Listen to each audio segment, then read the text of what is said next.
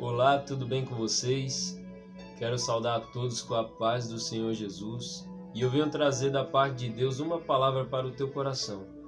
Meu nome é Rodolfo Simões e eu queria deixar um texto da palavra de Deus, está em 1 Tessalonicenses capítulo de número 4, versículo de número 18.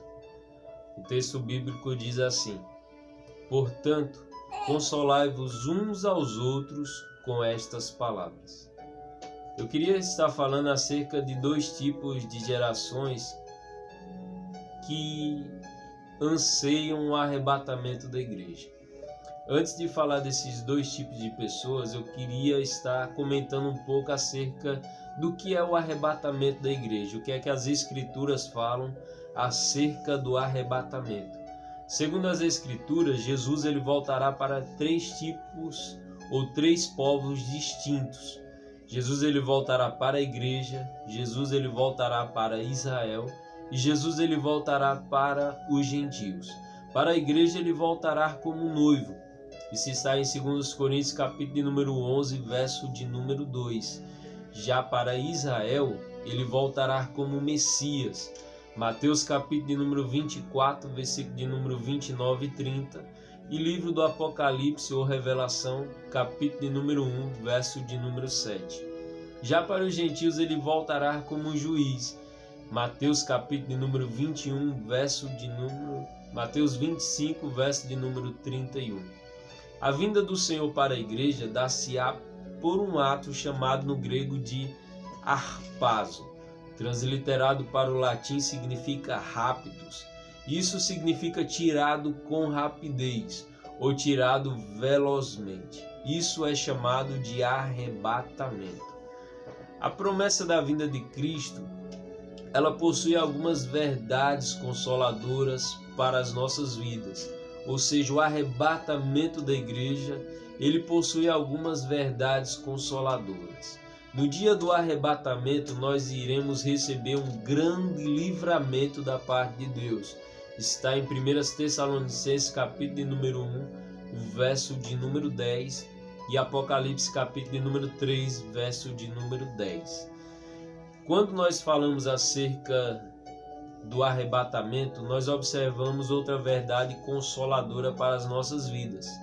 Em 1 Tessalonicenses capítulo de número 4, versículo de número 16 e Apocalipse capítulo de número 19, versículo de número 7, a Bíblia diz que nesse dia nós sentiremos um grande júbilo, uma grande alegria.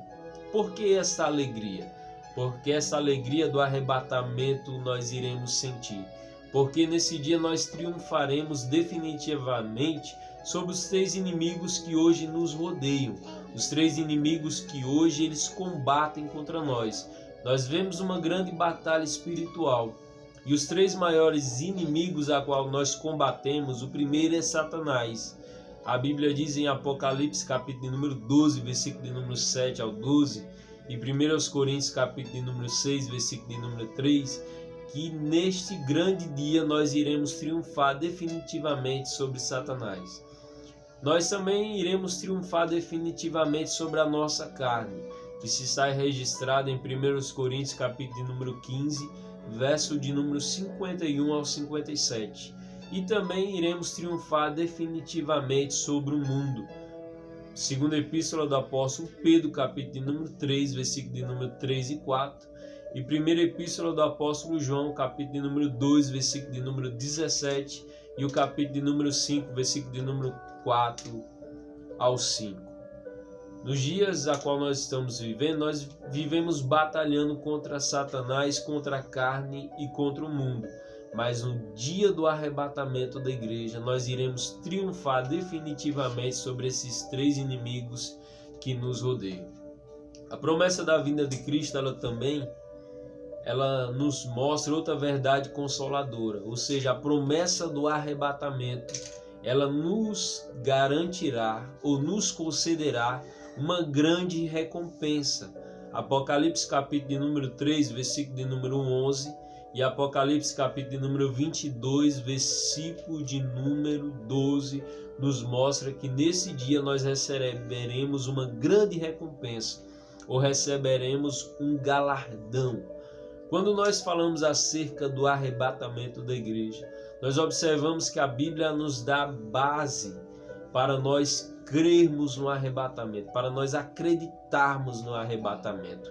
Nós observamos alguns testemunhos acerca do arrebatamento. Primeiro nós observamos o testemunho dos profetas. Livro de Judas, o profeta Enoque, ele profetiza que o Senhor é vindo e com ele milhares dos seus santos. Ainda no Antigo Testamento, ele contemporâneo a Noé e Abraão, ele fala acerca da vinda de Cristo. Além do testemunho dos profetas, nós observamos o testemunho dos apóstolos. Em 2 de Pedro, capítulo de número 3, versículo de número 8 em diante, nós observamos algumas pessoas zombarem acerca da promessa da vinda de Cristo, dizendo que ele está atrasado, que ele demorou. E Pedro ele toma a palavra e começa a dizer: mais amados, não ignoreis uma coisa, que um dia para o Senhor é como 1000 anos, e 1000 anos como um dia. O Senhor não retarda a sua promessa, ainda que alguns a tenham por tardia, mas ele é longânimo para convosco, não querendo que alguns se percam, mas que todos venham ao arrependimento.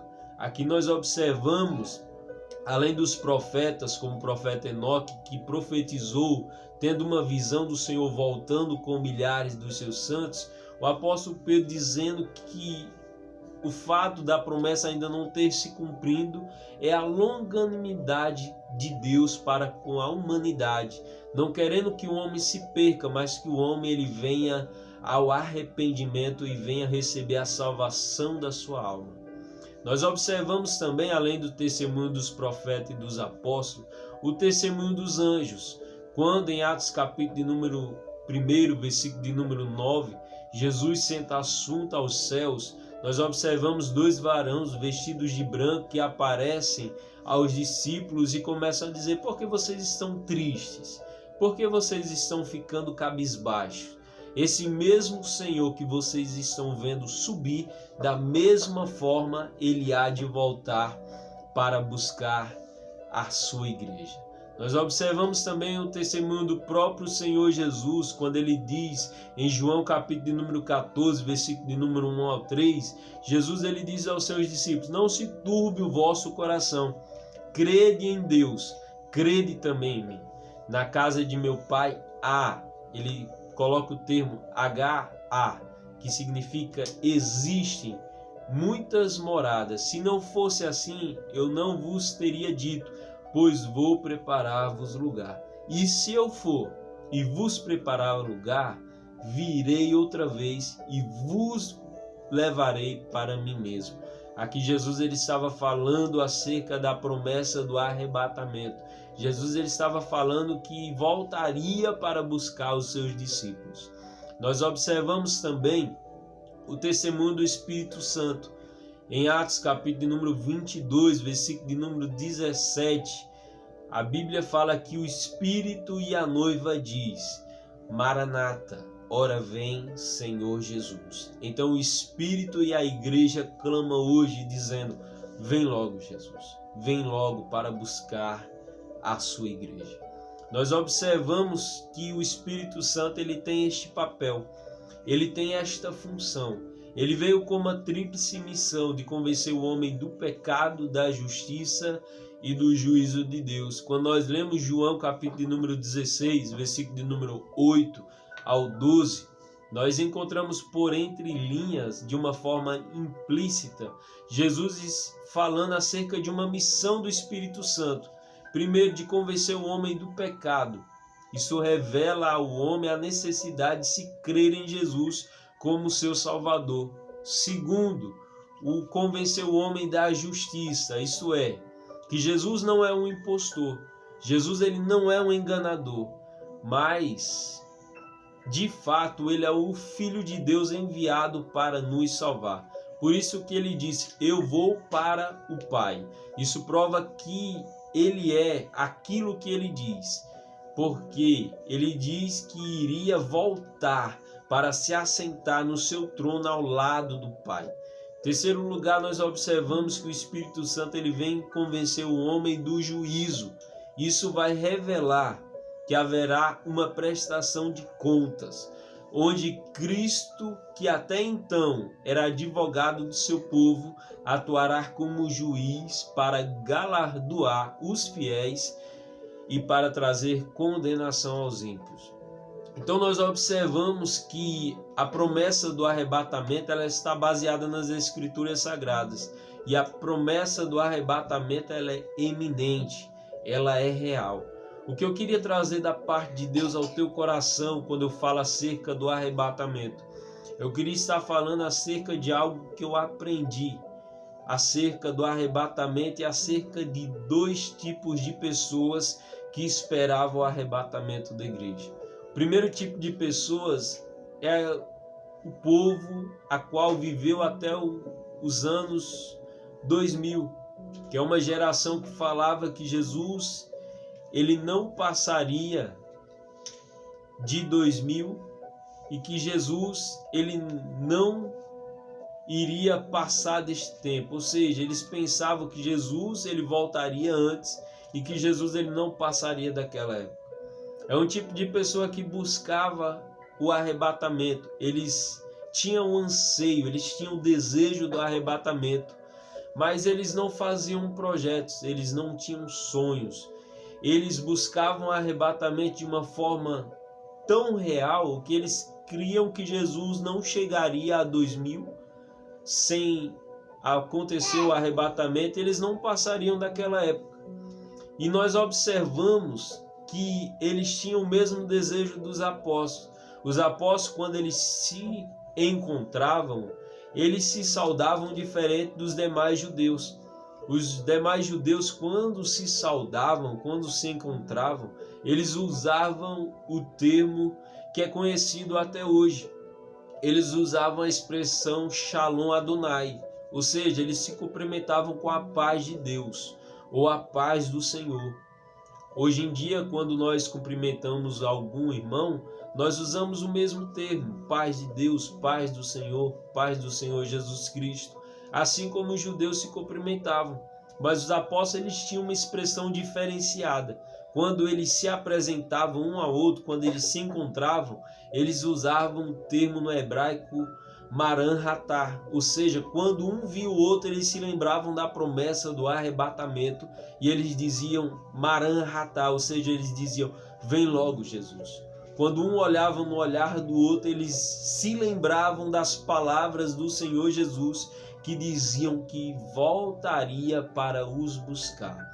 E quando nós observamos essa geração dos anos 2000, nós observamos uma geração que ansiava, tinha um anseio pelo arrebatamento, mas uma geração que não tinha sonhos. E quando nós observamos essa geração de 2020, nós observamos uma geração que não anseia pelo arrebatamento e uma geração também que não tem sonhos. É uma geração que não busca mais a Deus. É uma geração que esqueceu das promessas de Jesus. E uma geração que também não sonha. Uma geração que não tem projetos. O que eu quero te dizer com esta palavra da parte de Deus para o teu coração é que a promessa do arrebatamento ela é real. Ela é fiel, ela é verdadeira. Jesus está voltando. Os sinais estão se cumprindo a cada dia com mais eminência, com mais ardor. Jesus ele está voltando, este mundo ele é passageiro.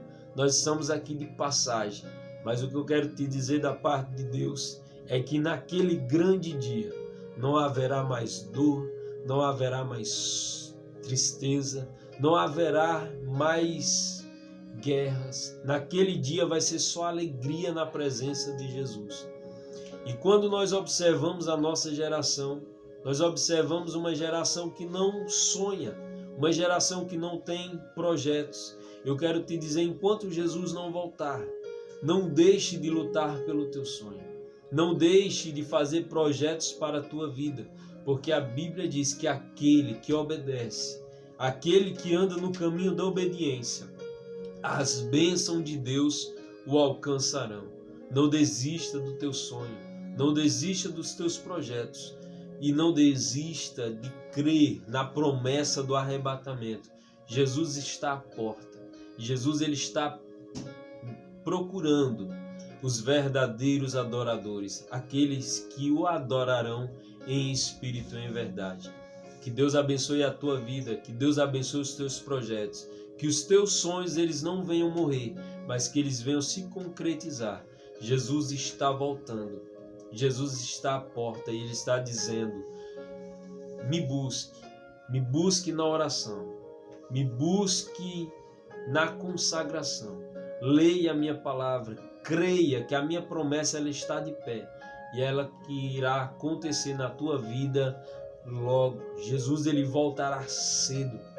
A Bíblia diz que eis que cedo venho e o meu galardão está comigo para dar a cada um segundo a sua obra. Deus te abençoe em nome de Jesus.